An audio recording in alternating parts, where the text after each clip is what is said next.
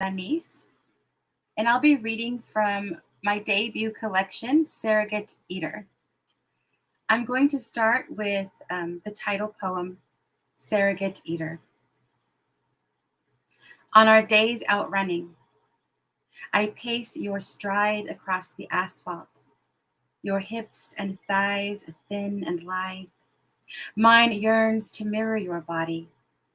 Yours refuses fat so naturally. The rhythm of our breaths synchronized, we gleam as glaring candles, virgencitas kept as prayers, lit on sills at our mother's windows. Now you sit so close to me.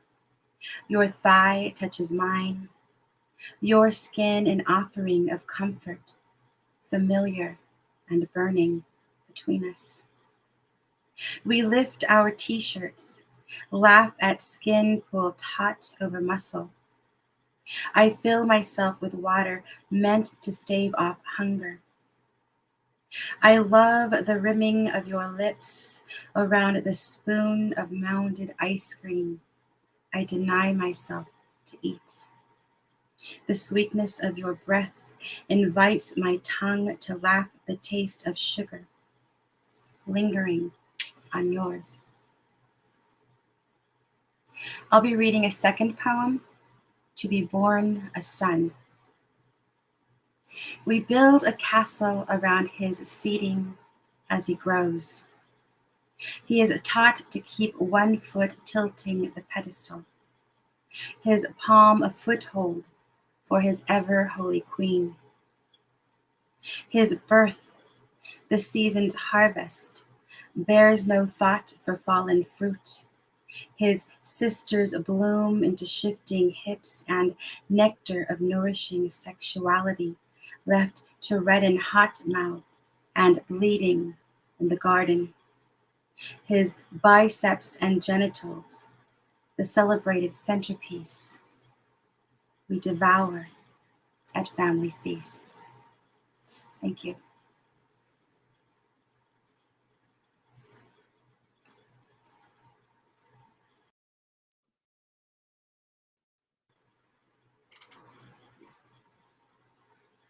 Hi everyone, my name is Octavio Quintanilla. I will be reading a poem from my forthcoming book. It's not gonna be If I Go Missing.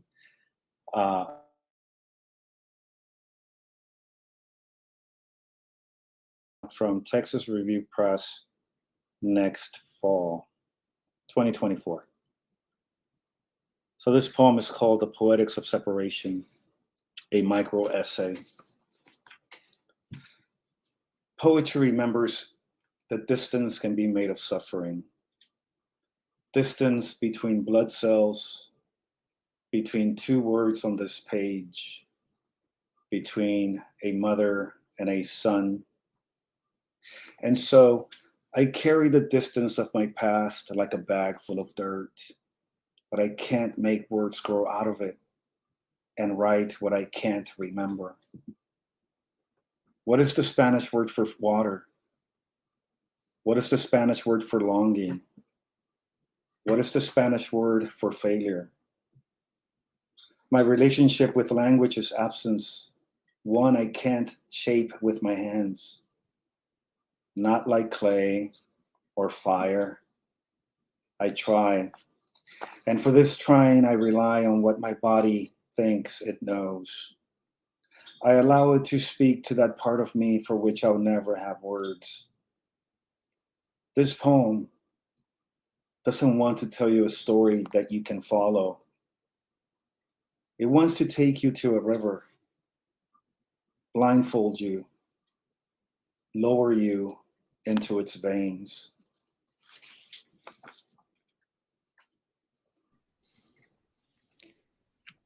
And we are celebrating poetry here on Nuestra Palabra.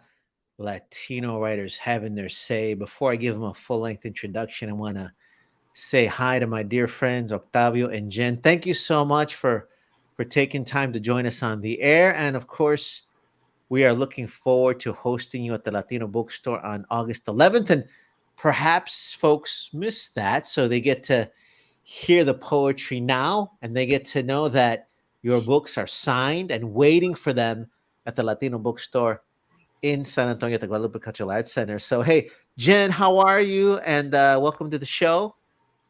Hi, I'm pretty good. It's been a busy summer. I think from the point of going on a summer reading tour with the Corazon Collective and promoting Surrogate Eater, and then coming home to find Surrogate Eater and get her in my hands, I don't think we've stopped yet. And it's been very exciting, and community has been very warm and welcoming to her. That's wonderful. And we're looking forward to hearing more poetry from their collection on the air today. And I'm looking forward to getting to hear you in person. And of course, Octavio, ¿cómo estás, amigo? Great to chat with you. I get to hang out with you when I'm in San Antonio. Great to commiserate with you desde mi casita aquí, Houston, Texas. How are you doing? Because you do so many things as well. Well, I'm doing well. I've been writing.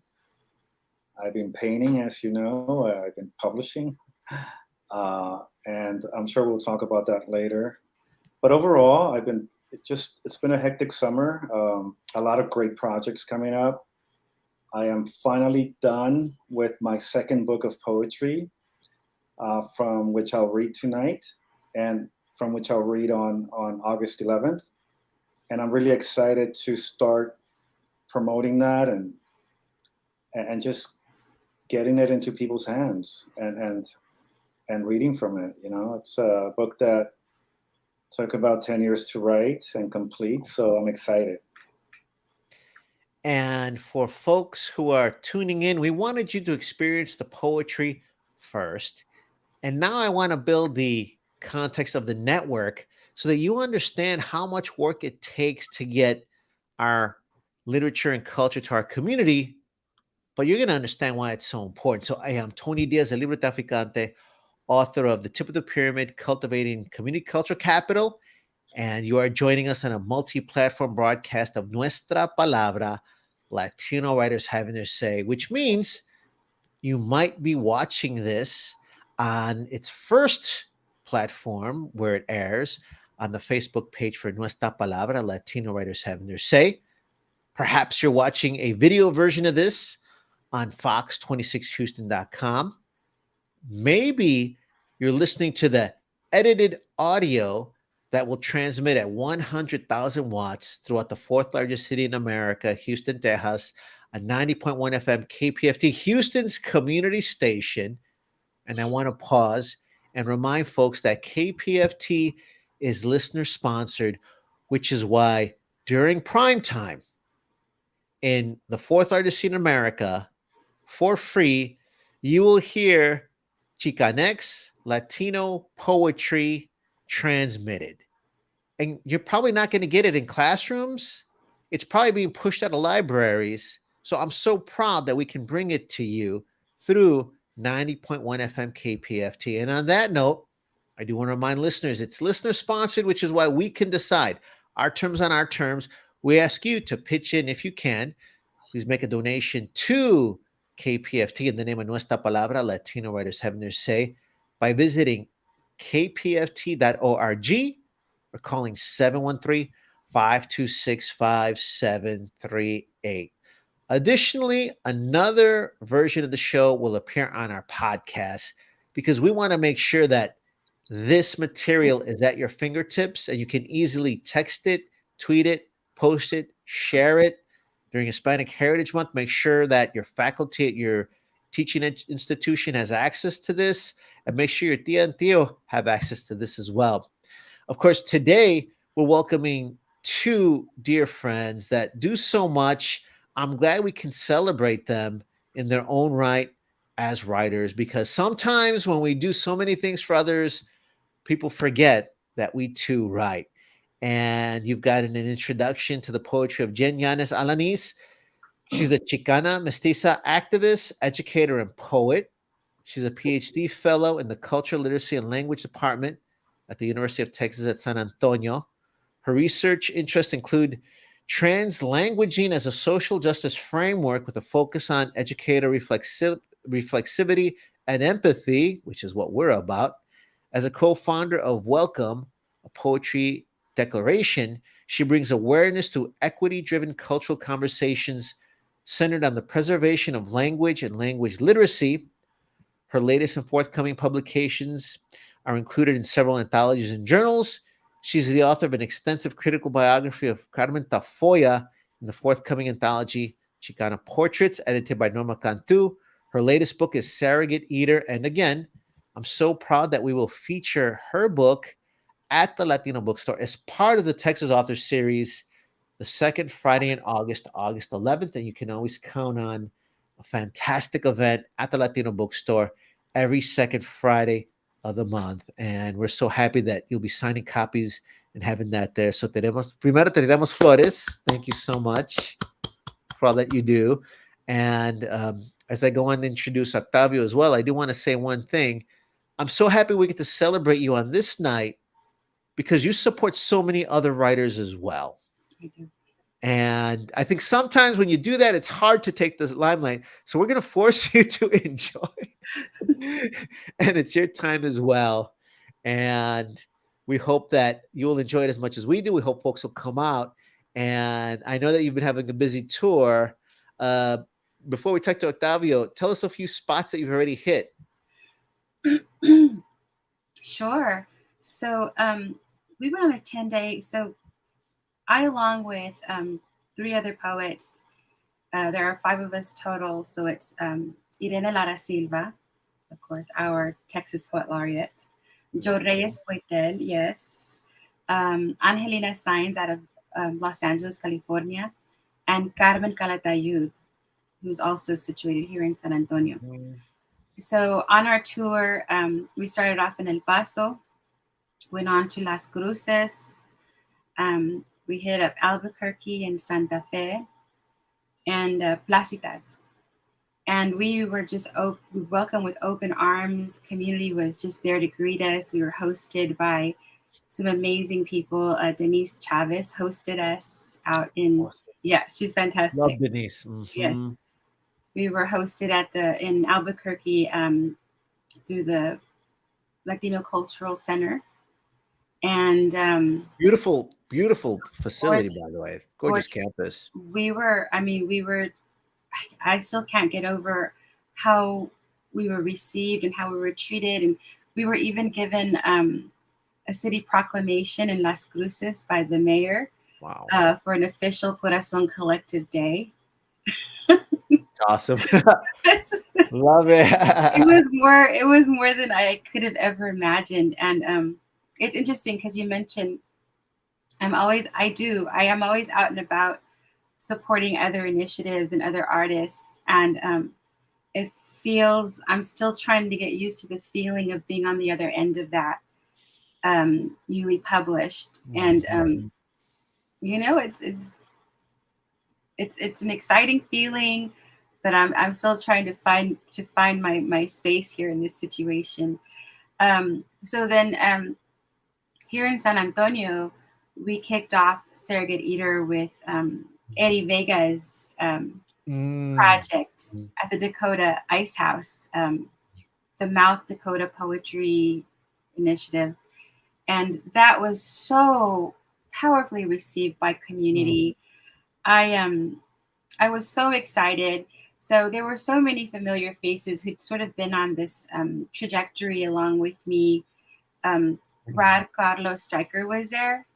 And that was so exciting because he was actually, the Sun Poets was actually the first place where I started to go and read poetry 10 years ago. And of course, my mentor was there and my writers and communities were there. And because of the way that I have been circulating, the book with social media, and thanks to Octavio too, giving me some tips on that, I had people that I didn't know come out as well. Wow. To come hear me read. It's been fantastic. Thank you. That's very cool. Te vamos a tirar unas pocas más flores. Julia Lucky, who's a big supporter of the radio show, gave a big thank you with the praying hands emoji and un corazoncito there. So she's throwing you some love, and we appreciate her. And Now I want to tell folks a little bit more about Octavio.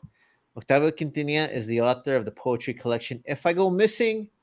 He's the founder and director of the Literature and Arts Festival Verso Frontera, which I've been thrilled to be a part of. He's publisher of A La Brava Press, which is the publisher of your book, and former poet laureate of San Antonio, Texas. Although I hear once you've got that title, you can always call yourself poet laureate.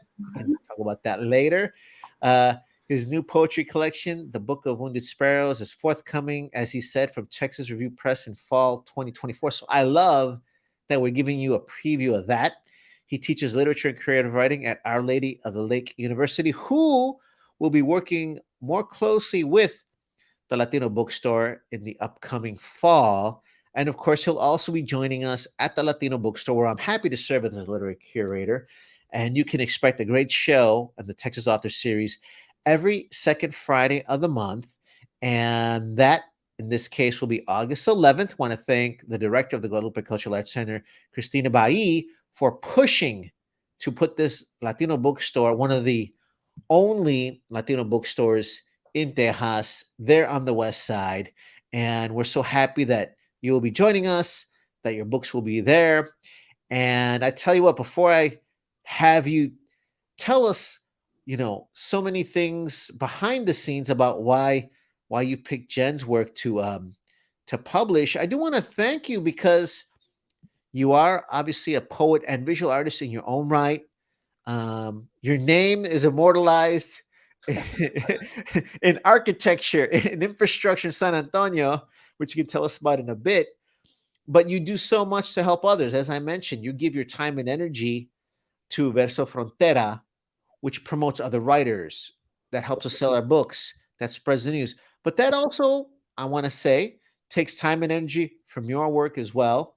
Publishing A La Brava Press, really appreciate you doing that for many reasons, including the fact that the time you spend picking a work, editing it, that's time away from your art and your craft.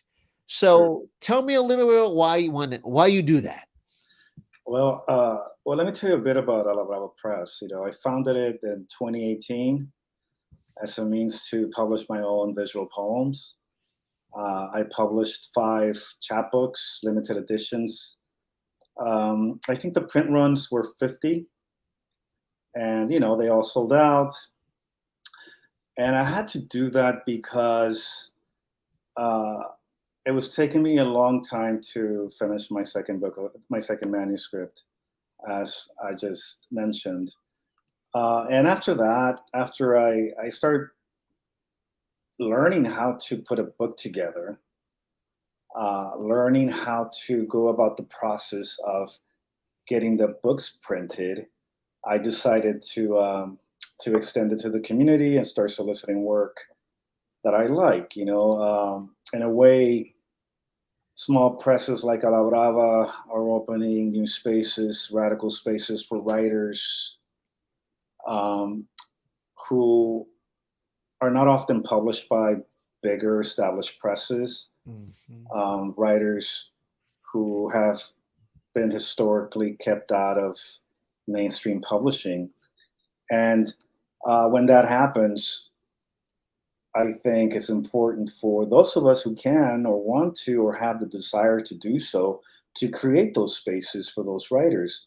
Otherwise, a lot of good literature, a lot of good writing, a lot of our stories and poetries will go unread, Mm-hmm. And so I've always believed that small presses are agents of cultural change and literary change and accessibility.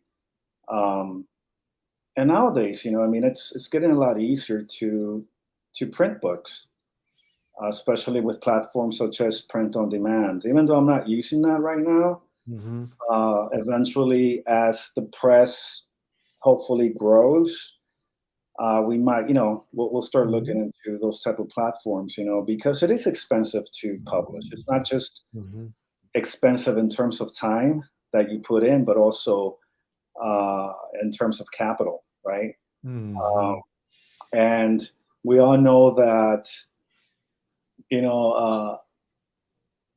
I don't know. I don't know if it's poetry doesn't really sell. I mean, nobody's. I don't know many poets who live off their poetry. You know, most of us have to teach. Most of us have to hustle in other ways. But because we're printing limited editions, in a way, we control how many books we print and who to target. You know, what audiences to target. And the cool thing about it is that, you know, once the books are gone, they're gone. It's a limited edition, and they're numbered. They're signed by the writer, and it's a way to bring some type of value to something that we often don't think it has value, a book. But And they're pieces of art some of themselves. us love books, though. But that's exciting because they're works of art themselves too. And Yeah. I want to point out again, you're breaking down some of the ways that you invest your intellectual capital, actual capital, community cultural capital. And I think that really is important because we've got enough folks at that stage who can do that. And I want to let folks know that when you're in an MFA program, this is not what you're typically told to do. Right. You've got a whole world of typical writers, and I mean, from the ivory towers, who are supposed to just create art for art's sake, and this runs contrary to that. But nice way to bring Jen back in. I'd love for you to tell our listeners, and then we'll invite her to read 3 more poems, and we'd love for you to read 3 more poems after that. Okay. Because we want to flood the airwaves with poetry. What attracted you to her work that led to Surrogate Eater? What attracted me to Jen's poetry is her sense of honesty about the body, about the human body, about sexuality, about the erotic, about relationships between men and women, lovers, about the dynamics that happen in families in terms of talking honestly about body image, sex, expectations between genders, gender roles. I mean, all those things are evoked in her poetry. And I think more literature such as this is needed, especially from our communities and for our communities. So those are some of the themes that she writes about, and that I thought were important to be read. Fantastic. We're going to bring her back on. Ladies and gentlemen, you are tuning in to a multi-platform broadcast of Nuestra Palabra, Latino writers having their say on 90.1 FM KPFT, Houston's community station. And I'm going to remind listeners, if it wasn't for your support, you would not be listening to state-of-the-art Chicana, Chicano, Latino lit and poetry right now at 100,000 watts in the 4th largest city in America. And in fact, it's getting harder for our community to get access to this powerful literature in libraries, in classrooms. So we have to unite to spread the word. We would like for you to do your part right now and make a donation to KPFT so that we can continue to convey our terms on our terms. And you can do that by going to kpft.org or calling 713-526-5738. And right now, we've got another 3 poems from the collection Surrogate Eater, and we're giving the mic to Jen Yáñez-Alaniz. Take it away, Jen. Awesome. Thanks, Tony. Thank you, Octavio. My body at the table. A stream of hot water. A night for a singe. A smudging of skin. I bite down on the sweet taste of fire. Fingers clutch in pleading supplication. The stream leaves streaks down my stomach, scarlet sashes ribbon down my legs, soothe across the scars on my knees, ancient burial grounds of unanswered prayers. I lay across the floor, limbs limp and splayed, my skin a soft linen. A rose arches from the center of my body. Each lover at the tips of my fingers. I breathe shallow breaths of ache. Breasts rise toward God. Sweet contrition, sweet contrition. I rest in the charity of my sin. Relief from the pain. Pink pills in a cup. Pink pills in a cup. My lovers, they reach. Each takes from the flesh. My body at the table. Deluge. We escape the night of our homes, the softness where we dream with our spouses, the perfect constructs of our offspring. We gaze beyond the pink moon into her shadows, hidden spaces where we touch, without boundaries of skin or restrictions inflicted by marrow and bone. We didn't want to drown. We opened ourselves to the darkness, submerging our bodies, unable to lap the deluge. The thing about love, it keeps the shape of you in my mouth, creases my unforgiving tongue. Your sex swelters inside, penetrates the cartilage, seething in my throat. Thank you. Thank you very much. And before we talk about those powerful poems, we're going to bring Octavio back to read 3 poems as well. You're tuning into Nuestra Palabra, Latino writers having their say. And we are joined by 2 wonderful poets, Jen Yáñez-Alaniz, who just read from her collection, Surrogate Eater. And now we're joined by Octavio Quintanilla, who's reading from his forthcoming collection, the Book of Wounded Sparrows. He's going to share 3 poems with us. Octavio, the mic is yours. Thank you, Tony. This poem is called Fig of Unfolding. Tonight, I expect the only star in the sky to be so bright, I'll forget all I know about sorrow. How it feels like sandpaper against skin. How it looks like the old woman my mother has become. I was still a boy when I watched my father plant a fig tree in the backyard, may not knowing much about the fruit it promised, but enough knowing about the river running through my father's quiet as he dug a hole to make his offering. Ever since, I've been running in the opposite direction of hope, trying to logic my way out of God's existence.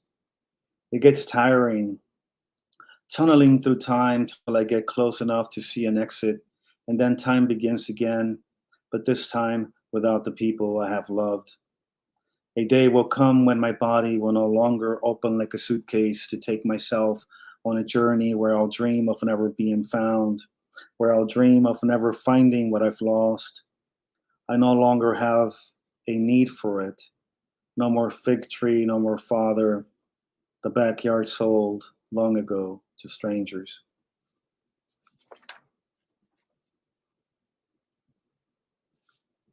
This poem is called Strong Bond. Sometimes weeks go by and I don't call my mother. Sometimes a month goes by and a sign on the side of the road reminds me to call her. Sometimes the surface of my mind forgets she lives, that she still exists in this world. My siblings probably think of me as heartless, un ingrato, an ingrate. But when my mother came to this country, I was already a man. I didn't need her as much as my younger brothers needed her. I still visit her, call her, make her feel loved. If my mother were a country, she would be the one I leave behind in search of a better life.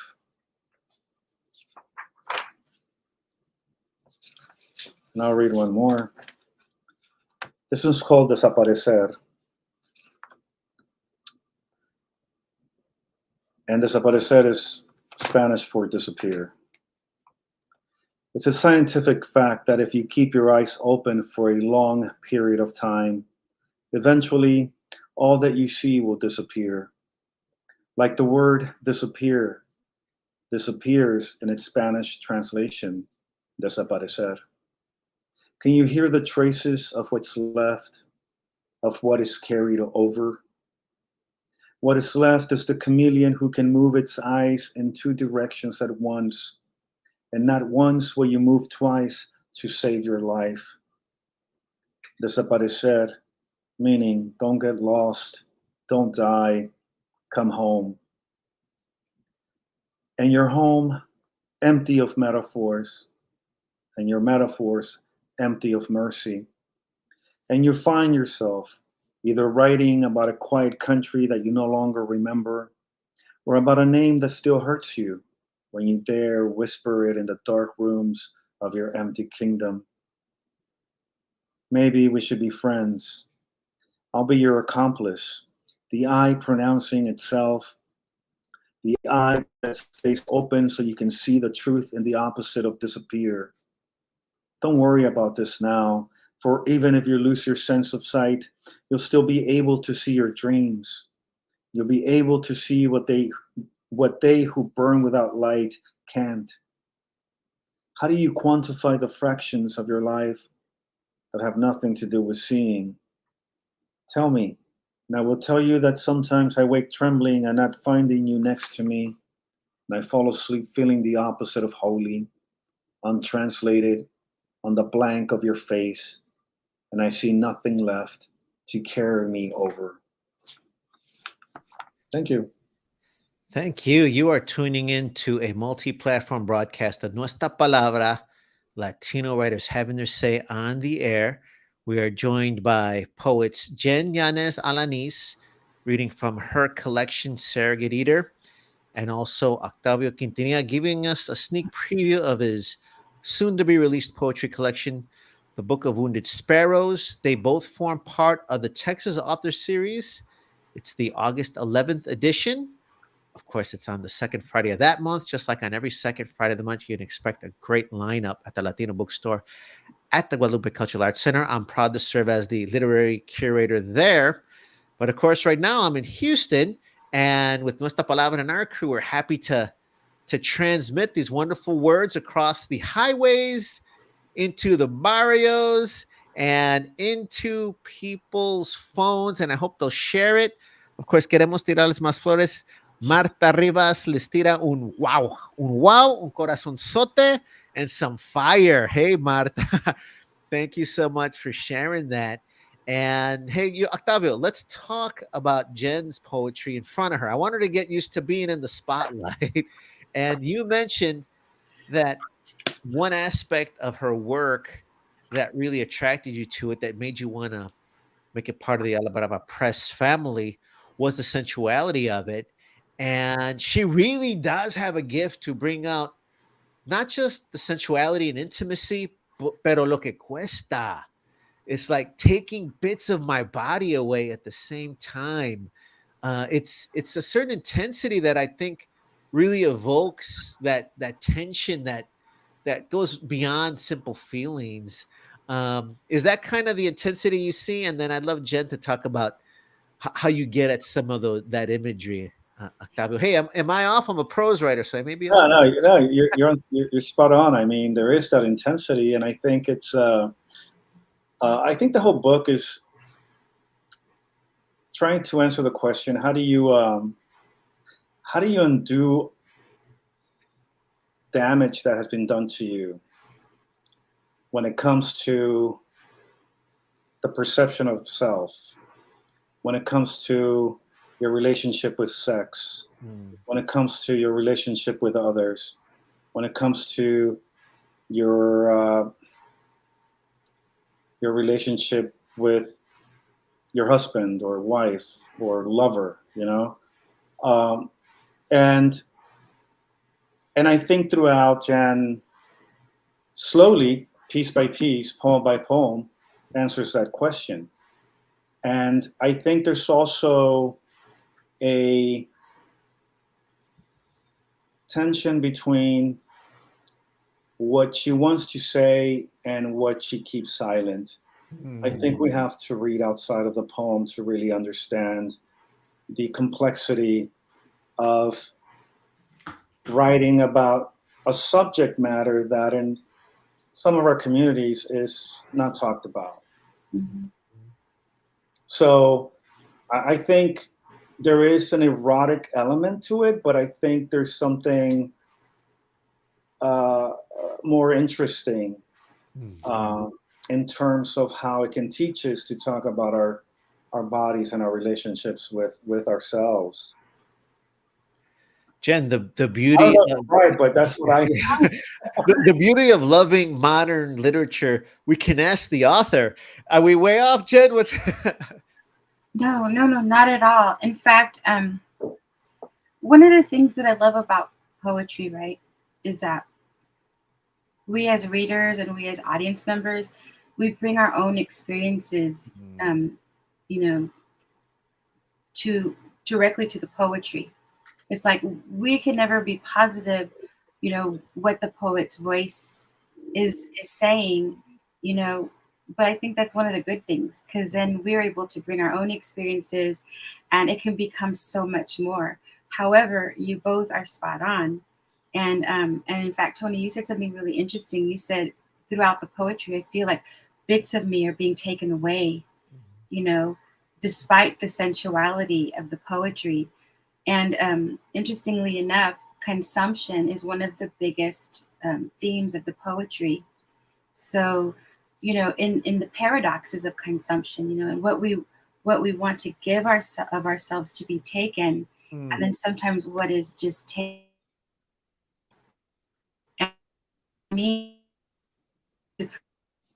soft, sensuous ways was really important, because I really wanted the audience to be able to commune, no pun intended, with the poetry, and not feel like the poetry was just so harsh that they couldn't handle it. You know, I feel as though I created enough softness and sensuality within that tension, that it made the poetry accessible. You know, the other thing I'd like to touch on would be everything's got puns, I think, no matter it's loaded, right? Yes, it is. You talk about structures, the structures of children, and it's fascinating because the body is a structure, and your poems are structures for these tensions and these different feelings. Talk a little bit about that, and is that something you're doing deliberately, or is it like these play on words that are just unleashing themselves? No, it's deliberate. And I think the more that that one reads the poetry, what I like to create is as embodied as the poetry is, right? That we can feel it and taste it and smell it and visually, you know, imagine everything. Um, as much as I create that, at the same time, it's really important for me for the bodies, the actual bodies that are in relation with each other, to almost be ghostly, like they can pass right through each other, you know. And so I think that by referring to the children as constructs, it did that for me, you know.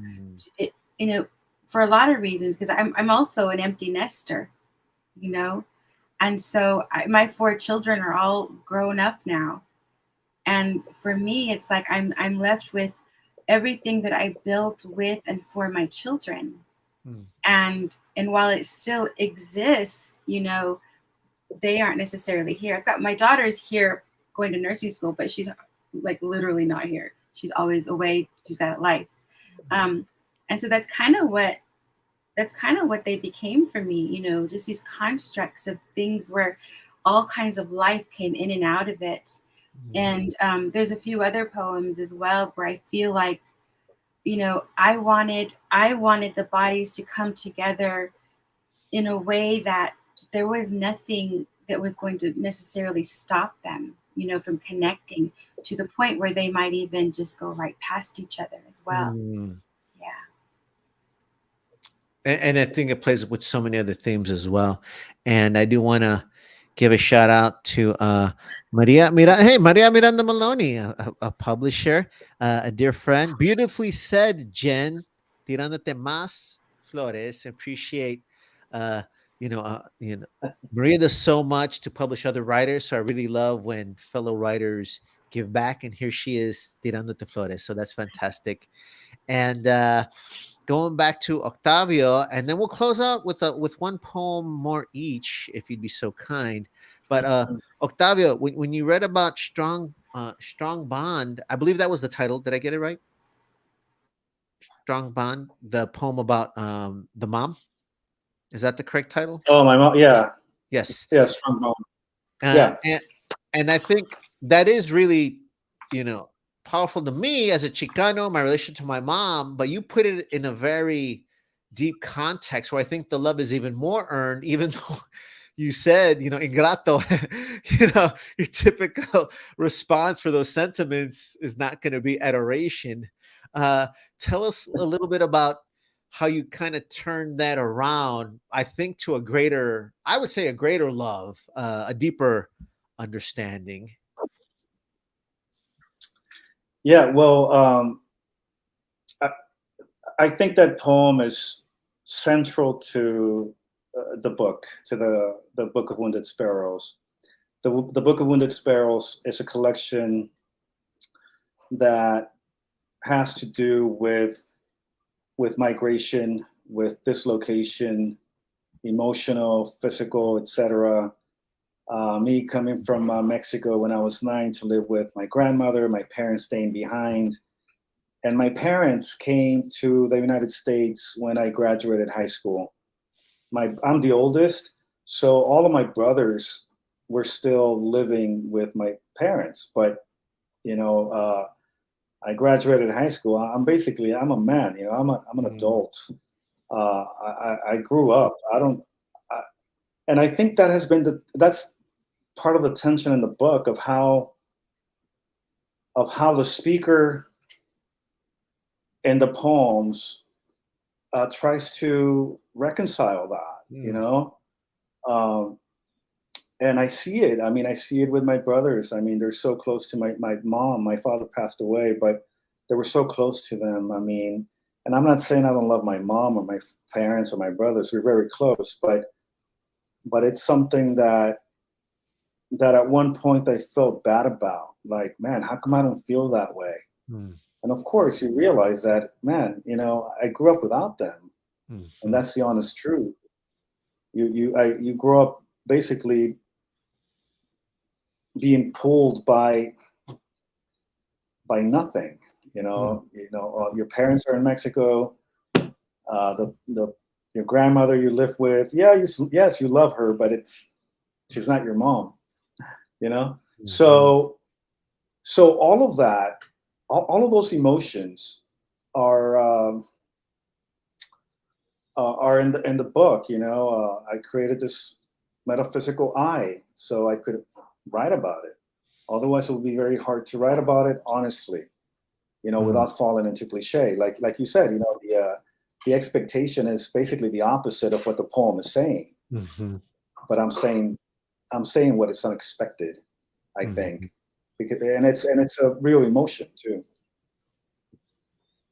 And spot on, and needs to be told, especially from the heart that way. I do want to give a shout out to Carmen, who's tirando all of us flores, I believe. It's a beautiful interview and poems by both of you. That's fantastic. Thank you. and I appreciate noticed that all the flores are for Jen. How about me? No te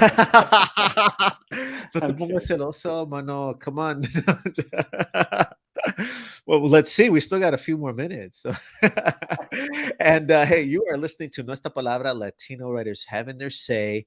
We're celebrating the poetry of Octavio Quintanilla. He's sharing a sneak preview of the Book of Wounded Sparrows, his upcoming collection. And Jen Yáñez-Alaniz reading from Surrogate Eater. They will be both part of the Texas Authors Series at the Latino Bookstore at the Guadalupe Cultural Arts Center on the second Friday of August, August 11th. If you'd both be kind enough to take us out with one more poem, we'd love to share it here on the airwaves. And hey, folks, if you're tuning in, this is the only show that can say we've got 2 more poems to air. Please pitch in to make sure we can continue to deliver this level of work from this deep in the community. And you can do that by going to kpft.org or calling 713-526-5738 and making a donation in the name of Nuestra Palabra. And yes, Jen, if you be kind enough to read a poem, and then we'll follow it with Octavio. Yeah, absolutely. So I do want to give a shout out to the artist for the cover art, Guadalupe, and the original piece is in the collection of Rosana Esparza Aarons. And sometime soon, I'm going to be taking a pilgrimage to see the original piece in California. So I'll be closing out my poetry with Chaos in the Mouth. And the day came when the risk to remain tight in a bud was more painful than the risk it took to blossom. Anais Nin. Be everything, dread and beauty. Be consumed by death, by angelic bloom. Clench chaos between your teeth. Be rabid and ravenous. Be seeds. Be eaten. Eat fruit, the ripe and forbidden. The vine aged and unraveled. Be a matted beast decomposing below leaves. Be insect devouring. Be fig and pomegranate. Thank you.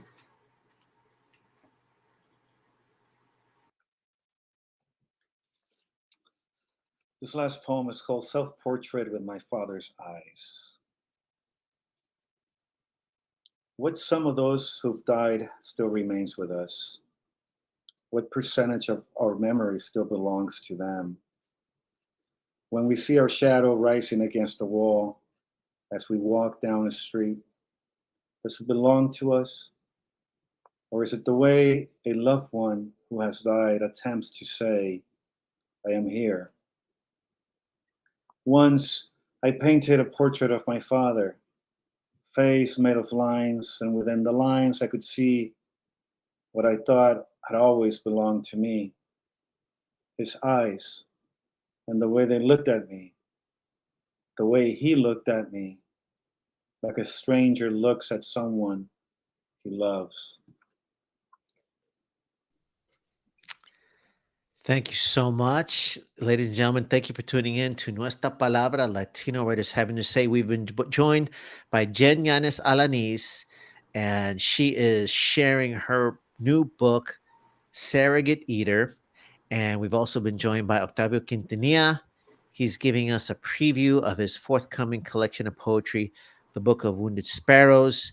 They both will form part of the Texas Author Series at the Latino Bookstore at the Guadalupe Cultural Arts Center on August 11th. If you're tuning into this after the fact, please do feel free to share this and know that their works will forever be at the Latino Bookstore. You can just stop by.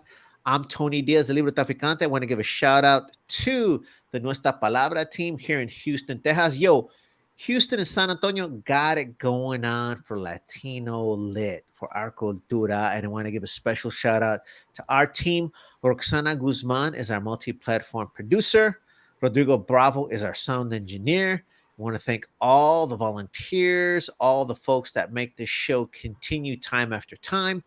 And we want to give a special thanks to the familia at KPFT 90.1 FM, Houston's community station. And I want to give one last appeal to you, dear listeners. If you can, please make a donation in the name of Nuestra Palabra, Latino Writers Having Their Say, to KPFT so that week in and week out for more years, we can continue to bring you the best, the brightest from our community, and we want to share that with everybody. So please support 90.1 FM KPFT. This is Tony Diaz, and we look forward to seeing you at the books. Gracias. Thanks for joining us. Bye.